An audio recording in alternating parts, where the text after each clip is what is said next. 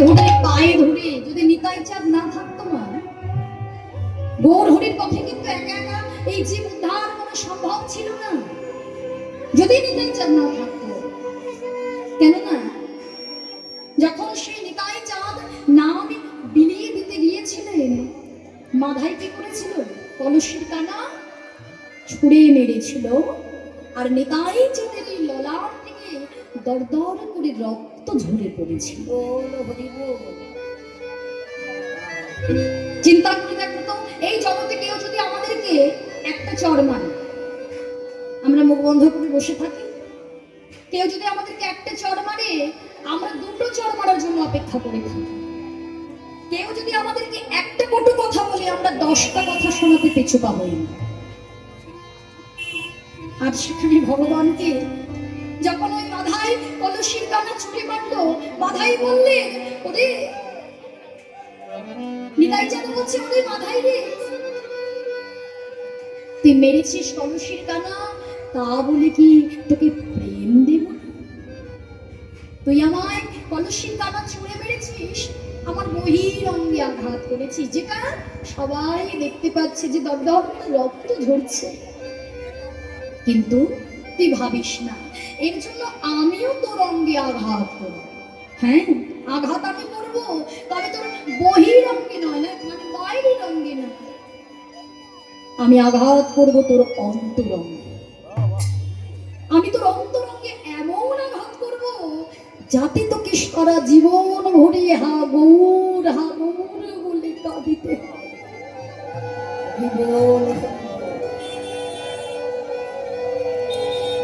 এগুলি হচ্ছে কৃপা বাবা। কখন যে কৃপা হবে আমরা কেউ জানি না। সব আমরা আমার আমার করে দিন উড়িয়ে দিচ্ছি, কিন্তু আমার আমার বলতে বলতেই যখন জীবের হৃদয়ে চেতনা ফিরে পাবে, জীব চেতনা ফিরে পাবে। আমরা তো সবাই অচেতন আছি, সবাই মায়ার বালিশ মাথায় নিয়ে ঘুমিয়ে আছি, তাই অচেতন আছি। যা কিছু দেখছি বিষয় বৈভব সম্পদ সব কিছু আমার করতে ইচ্ছে হচ্ছে, কিন্তু যেদিন আমরা সত্যি সত্যি চেতন ফিরে পাবো না, আমরা আর থাকতে পারবো না। আর এই মায়ার ভারে কেউ পড়ে থাকতে পারবে না। দেখবে বিষয় বৈভব আর ভালো লাগবে না। ভালো লাগে বলো না? এই জগতে যদি আমরা কোনো একটা জিনিসকে চাই, চিন্তা করে দেখবো তোমার একটা জিনিসকে আমরা চাই, যে মায়েরা আমরা সোনা গয়না করতে কত ভালোবাসি, তাই না? আচ্ছা ভেবে দেখো তো, যখন আপনি আপনার শখের জিনিসটা একবার বানিয়ে ফেলছেন, একবার যখন আমাকে ধারণ করে ফেললেন, প্রথমবার যতটা আনন্দ হয়, যতটা শান্তি হয়, এত আনন্দ সুখ অনুভব হয়, কিন্তু পরের বার যখন পড়েন তখন কি অত সুখ হয়? আর তারপরের বার যখন পড়েন তখন কিছুই আর মনে হয় না। কিন্তু হরি নামে প্রেমী পাগল যারা হয়েছে, দিবানিশি যারা হরি হরি হরি বলেছে, যে সমস্ত মুনি ঋষিগণ, যে সমস্ত জীবেরা চেতনে ফিরে পেয়ে সবে কিছু পরিত্যাগ করে ভগবানের কাছে চলে গিয়েছে, বৃন্দাবন ধামে চলে গিয়েছে, শুধুমাত্র ভগবানের চরণ পাবে বলে। চিন্তা করে দেখুন তো,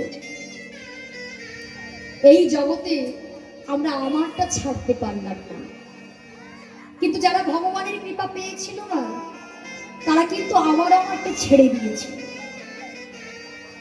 যে ধন দৌলতের পেছনে আমরা দৌড়াই, কিন্তু এমন বহু বহু ভক্তেরা আছে যাদের কথা আপনারা সবাই জানেন, জয়রূপ সনাতন ভট্ট রঘুনাথ, শ্রীজীব গোপাল ভট্ট দাস রঘুনাথ,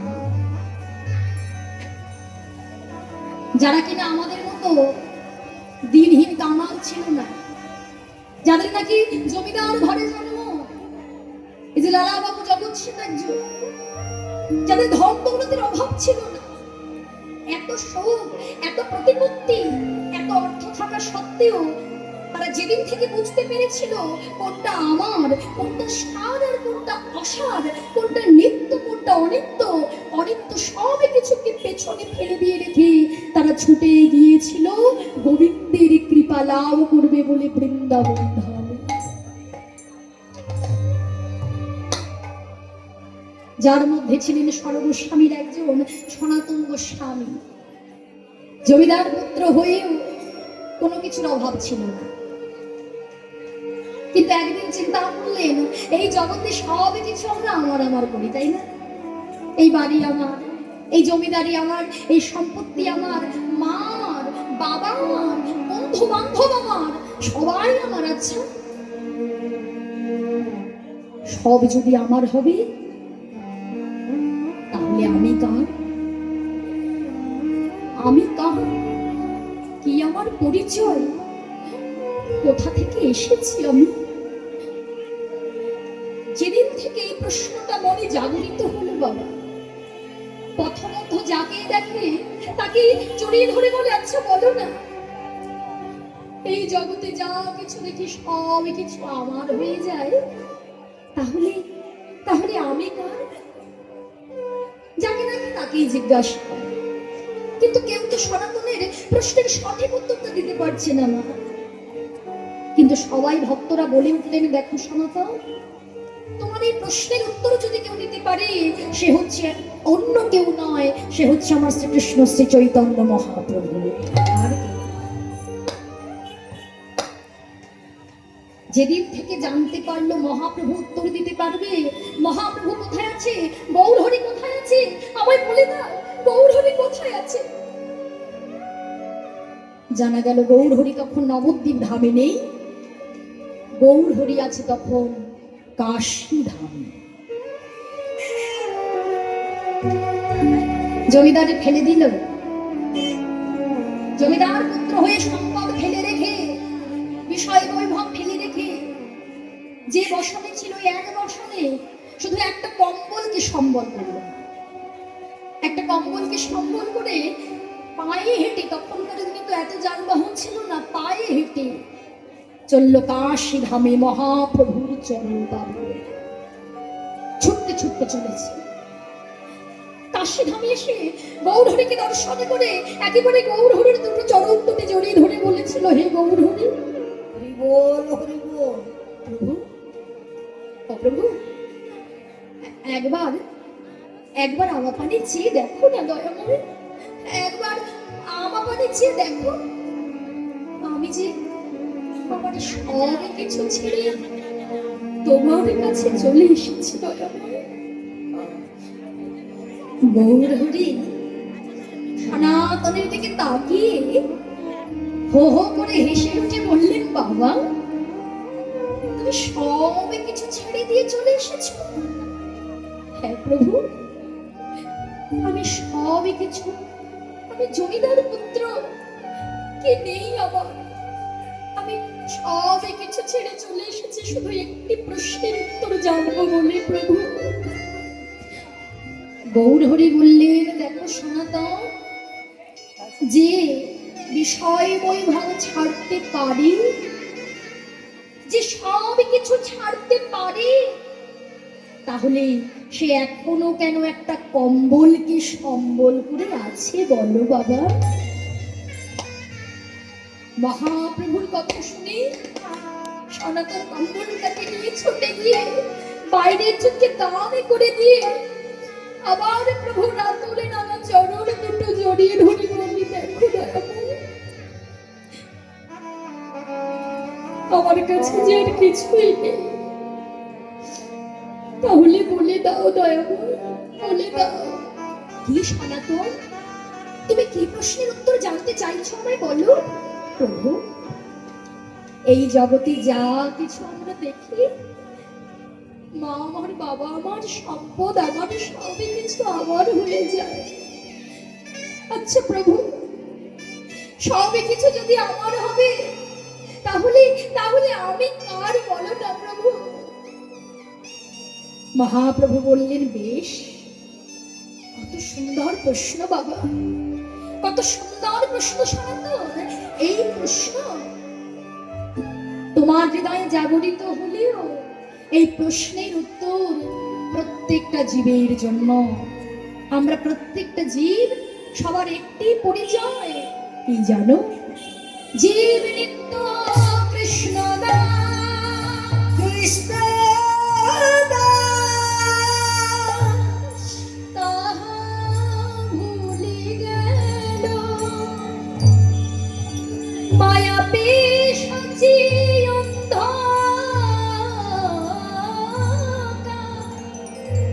গলেতে বসিল, গলেতে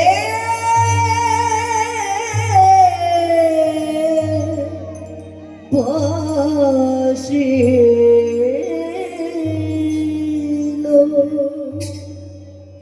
শোনো সনাতন, প্রত্যেকটা জীবের আমাদের একটি পরিচয়, আমরা হলাম কৃষ্ণচরণের দাস, আমাদের আর কোনো পরিচয় নেই। আচ্ছা প্রভু, কৃষ্ণচরণের দাস যারা, তাদের এত কষ্ট কেন? আমরা তো কৃষ্ণচরণের দাস, তাহলে আমাদের এত দুঃখ কেন বলো তো মা? এখানে যে তোমরা যারা যারা এসেছো, বলো কারোর কি সব দিক থেকে সুখ আছে? হ্যাঁ, এমন কেউ আছে যার কোনো জ্বালা নেই, যন্ত্রণা নেই, যে সর্ব সুখে সুখী আছে? না। এই জগতে দেখবে কারোর দৈহিক জ্বালা, দেহের জ্বালা আছে, আর দেহের জ্বালা না থাকলেও মনের জ্বালা, বড় জ্বালা, সবার জ্বালা আছে। কেন? কৃষ্ণচরণের দাস হয়েও এই জগতে আমাদের কেন জ্বালা জানো? এই জগতে আমরা দাস, কিন্তু আমরা দাস না হয়ে আমরা অন্যকে দাস করে নিজেরা প্রভুত্ব করতে চাই, তাই না? আমরা ভাবি আমরা কেন সব করবো, আমার হয়ে সে করবে। আমরা কেন সব করব? আমরা নিজেকে প্রভু বানিয়ে দাস না হয়ে অন্যকে দিয়ে দাসত্ব করাতে চাই। তাই জীবের জ্বালা যায় না, তাই জীবের দুর্দশা যায় না। তাহলে কবে মুক্তি পাবে জীব? মুক্তি পাবে, সব জীব মুক্তি পাবে সেদিন, যেদিনে সবই কিছু গৌরী কৃপা করো বলে আকুলে প্রাণী দুটি বাহু তুলে, সবই কিছু তারা আমার চরণে দিয়ে বলবে হে দয়া, এই জগতে তুমি ছাড়াই আমাদের আর কিছু নাই। হরিবোল হরিবোল। আমার যা কিছু আছে সব ওই চরণে আমরা সঁপে দিলাম। সেদিন থেকে তার জ্বালা যন্ত্রণা আনন্দ সব আমার হয়ে যাবে প্রভু। কিন্তু আমরা তো মায়ার জীব, সবকিছু ছেড়তে আসতে পারি না তোমার চরণে। সবই কিছু আমাদেরকে এমন ভাবে নাশ করে নিল, আমরা হাগুর মনে যে কাঁদবো।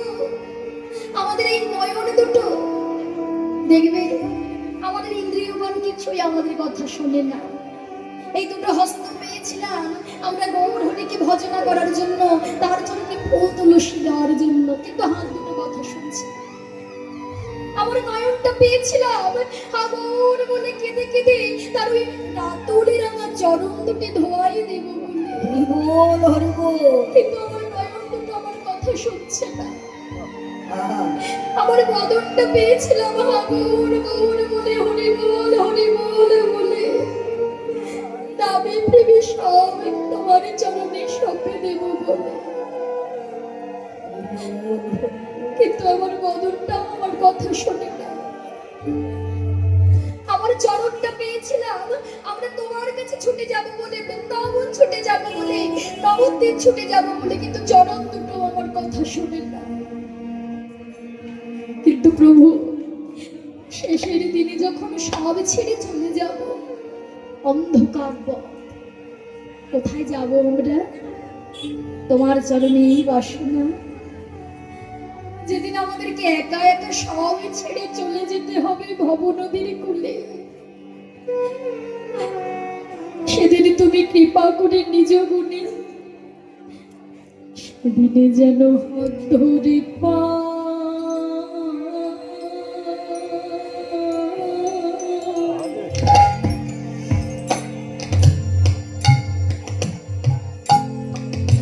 হরিবোল হরিবোল হরিবোল। পারি করে দিও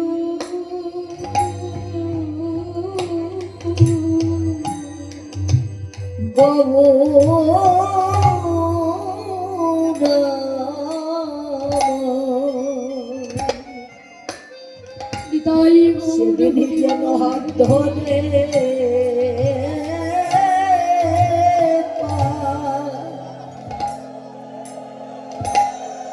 করে দিয়া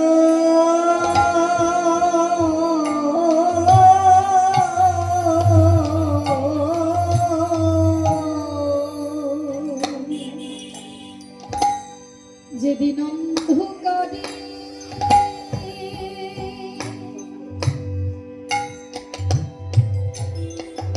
আমায় একা একা হরিবল হরিবল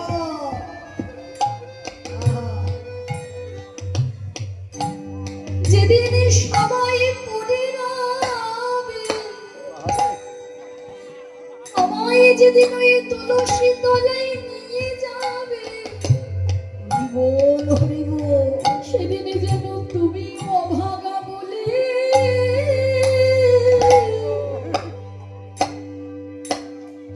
আমায় সরাই দিও না গো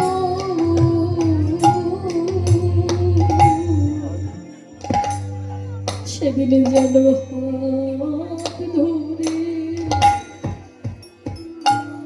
পার করে দিও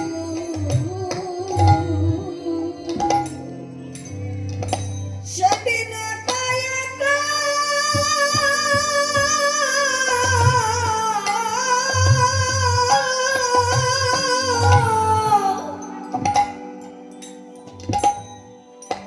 যেদিন আমারে বলিতে আর কেউ থাকবে না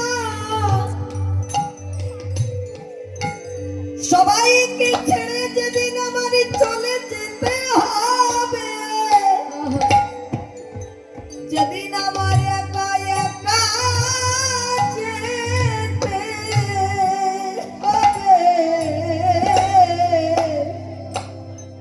কৃপা করে আমার হাত ধরে সেই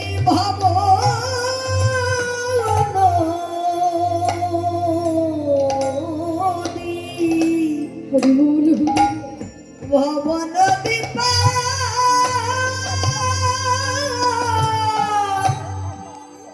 পারি করে দিও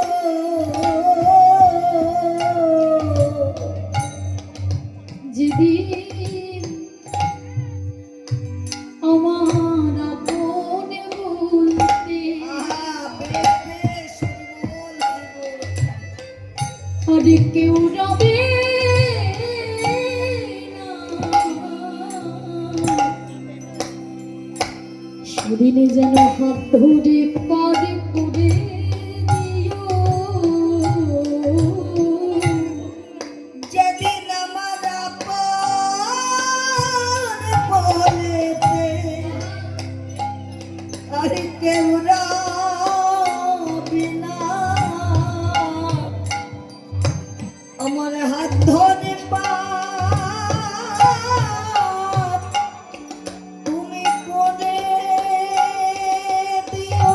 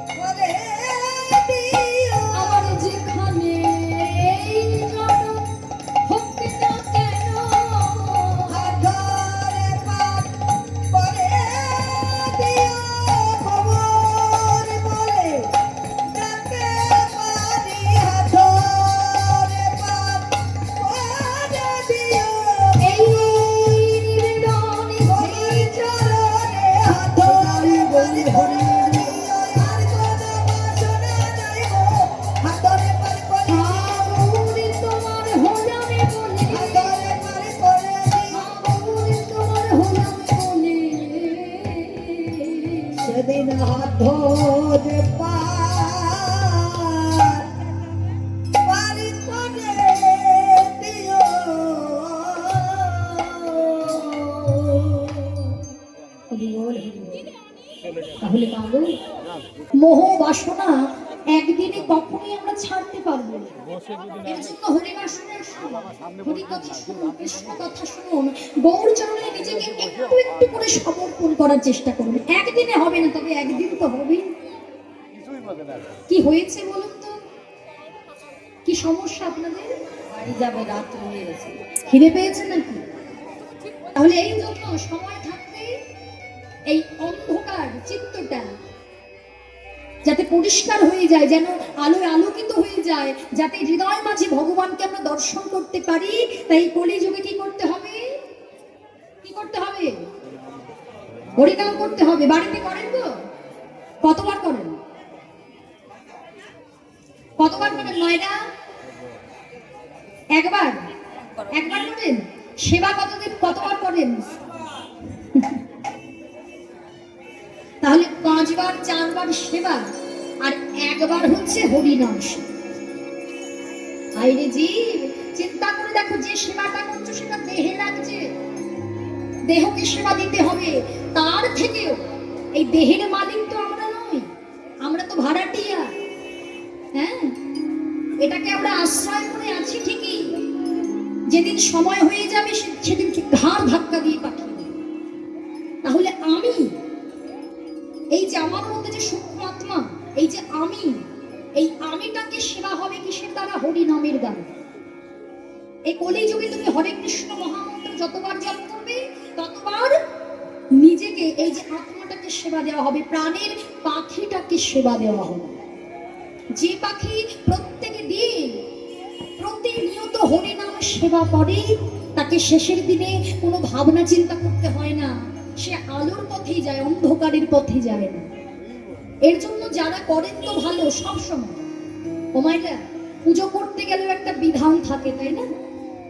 পূজা অর্চনা করতে গেলেও একটা বিধান থাকে যে তুমি উপবাস করো, না হলে তুমি একটা ভক্তি, একটা শুদ্ধ বসন পরিধান করো, তাই তো? কিন্তু হরিনাম করার কি কোনো বিধান আছে? তুমি যেখানে যেমন থাকো না কেন, সত্যি থাকো অসুচি থাকো, যেখানে যেমন ভাবে থাকো না কেন, সেখানে তুমি ওই যে হাতে করো কাম, মুখে বলো হরিনাম, তাই তো? একটু হরিনাম করা যেতেই পারে। রন্ধন করছি, হরে কৃষ্ণ কৃষ্ণ কৃষ্ণ হরে হরে, হরে রাম রাম রাম হরে হরে। একটু সবজি কাটছি, সবজি বানাচ্ছি, তখন আমরা জপ করতে পারি। যাই কিছু করি না কেন, হরিনাম জপ করো, তাতেই তোমার এই প্রাণ পাখির সেবা হবে। তো করতে পারবেন? হরিনাম জপ করতে পারবেন? পারবেন না? কার তোর না মায়েদের? আমার কি বলছে? বলছে ঠান্ডা লেগেছে। ঠান্ডা লেগেছে? ঠান্ডা লাগছে? বলছে হাতটা বারবার গরম করছি, আর এসে বারবার বলছে শুধু হাতটা তোলো, হাতটা তোলো। আরে বাবা, হাত তোলে কি হবে? শোনো মা, হাতটা তো তুলতেই হবে, আগে আত্মসমর্পণ। বদনে তো বলতে হবে, তার আগে আত্মসমর্পণ, তাই তো? আত্মসমর্পণ না করলে ভগবান কখনো গ্রহণ করেন। আগে নিজেকে সমর্পণ করো, তারপর বদনে বলো হরি নাম, আর জোরে জোরে তালি দিতে পারবে? কষ্ট হবে না? প্লাস্টিকের হাত হলে হবে না, একটু জোরে জোরে। এখনকার দিনে যত আরাম তত ব্যারাম, বুঝতে পেরেছেন? ওই হাতে মশলা বা টুনে মিক্স দিতে নয়, এই জন্য শরীরে এত রোগ। যত আরাম দেবেন তত ব্যারাম আসবে। এই জন্য একটু জোরে জোরে একটু হাতটা তুলে, হাতগুলো দেখি আমি,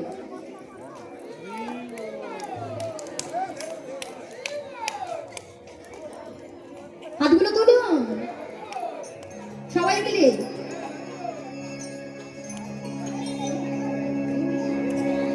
তোলে, যাদের হাত আছে হাত তুলুন, না থাকলে তুলতে হবে না, জোর করো ব্যাপার। এবার হাতে করতালি দিয়ে সবাই মিলে আমরা গাইব, কেমন? হরি নামে গৌরারে নিতাই, বাহু